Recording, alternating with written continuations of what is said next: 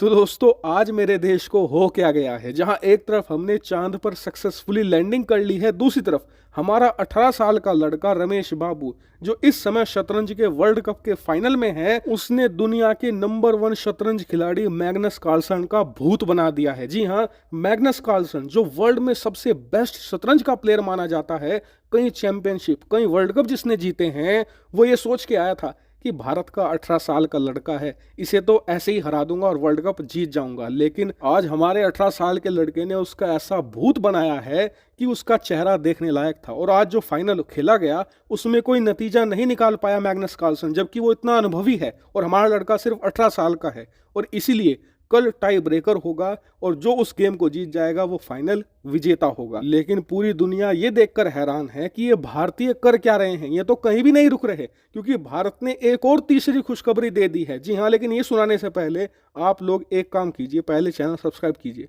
मैं आपको इतनी अच्छी अच्छी खुशखबरियां दे रहा हूं, चैनल को सब्सक्राइब करना तो बनता है। तो खैर इसी के साथ खबर जानते हैं। तो दोस्तों खबर निकलकर सामने ये आई है कि भारत ने इतिहास रचते हुए दुनिया के जो टॉप 10 देश हैं जिनके पास सबसे ज्यादा गोल्ड है उसकी सूची में अपनी जगह बना ली है। जी हाँ, भारत वर्ल्ड गोल्ड रिजर्व की सूची में टॉप 10 के अंदर आ चुका है। और ये ऐतिहासिक है क्योंकि यहाँ पर मैं सिर्फ उस गोल्ड की बात कर रहा हूँ जो सरकारों के पास होता है। अगर भारतीय जनता का गोल्ड जोड़ने लगे तो यूरोपियन देशों की आंखें फटी रह जाएंगी, हमसे कोई compete ही नहीं कर पाएगा। लेकिन फिलहाल हम बात करते हैं सरकारों के पास कितना सोना है, और इस मामले में अब भारत टॉप 10 रैंकिंग में आ चुका है। और न सिर्फ टॉप 10 में आया है बल्कि 9वां स्थान भी हासिल कर लिया है। और भारत आने वाले कुछ ही महीनों के अंदर जापान को पछाड़कर 8वां स्थान भी लेने जा रहा है, क्योंकि जापान के पास है 846 मीट्रिक टन सोना, भारत के पास है 795। लेकिन जिस रफ्तार से भारत का सोने का भंडार बढ़ रहा है, बहुत ही जल्द हम पछाड़ देंगे जापान को। और फिर अगला टारगेट होगा हमारा स्विट्जरलैंड,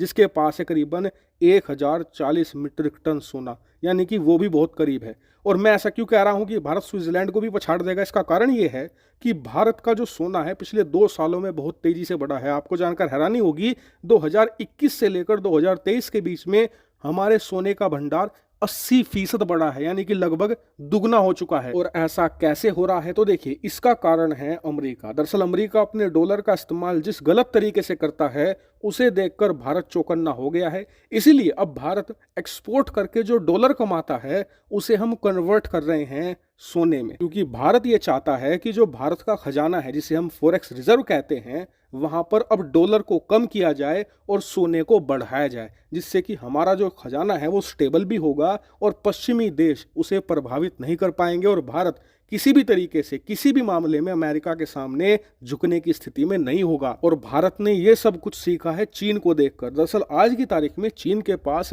विदेशी मुद्रा भंडार है लगभग 3 ट्रिलियन डॉलर। लेकिन दिक्कत यह है कि ये ज्यादातर है अमेरिकी डॉलर की फॉर्म में, मतलब कि अगर अमेरिका चाहे तो इन्हें कभी भी फ्रीज कर सकता है, चीन अपने खजाने को इस्तेमाल नहीं कर पाएगा। और चीन को यह बात कब रियलाइज हुई, जब रूस पर ऐसे प्रतिबंध लगाए गए जिससे कि उसका 400 बिलियन डॉलर का खजाना फ्रीज कर दिया था यूक्रेन युद्ध की स्टार्टिंग में। और इसे देखकर चीन को अपनी गलती का एहसास हुआ कि हमने बहुत बड़ी गलती कर दी है, हमने 20 सालों तक दबाकर दुनिया भर को एक्सपोर्ट किया और उसके बदले में डॉलर कमाया। लेकिन अगर उस डॉलर को चाहे तो अमेरिका कभी भी फ्रीज कर सकता है, अपने 20 साल की कमाई चीन इस्तेमाल नहीं कर पाएगा। और इसी को देखते हुए पिछले कुछ सालों में चीन ने अपने गोल्ड के रिजर्व बढ़ाने शुरू किए हैं, लेकिन अब बहुत देर हो चुकी है, क्योंकि चीन के पास बहुत ज्यादा खरीदने के बावजूद सोने के रिजर्व नहीं बढ़ पाए हैं। उनके पास मात्र 1948 टन सोनाई है, यानी कि भारत इसी रफ्तार पर सोना खरीदता गया तो आने वाले 4 सालों के अंदर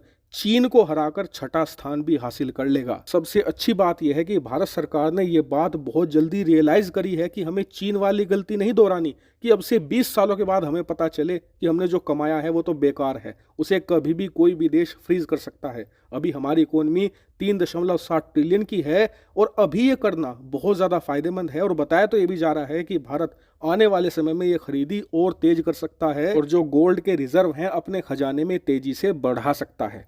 हालांकि इस पर मैं आपको रेगुलर अपडेट देता रहूंगा, लेकिन खुशखबरी यहाँ खत्म नहीं होती। एक और खुशखबरी है, लेकिन वो आपको मैं कल बताऊंगा, क्योंकि वो थोड़ा बड़ा टॉपिक है, एक्सप्लेन करना पड़ेगा, इसीलिए उसके लिए एक सेपरेट वीडियो लगेगी, कल वो आपको मिल जाएगी। इसीलिए चैनल को सब्सक्राइब भी कर लेना। Thank you very much for watching video.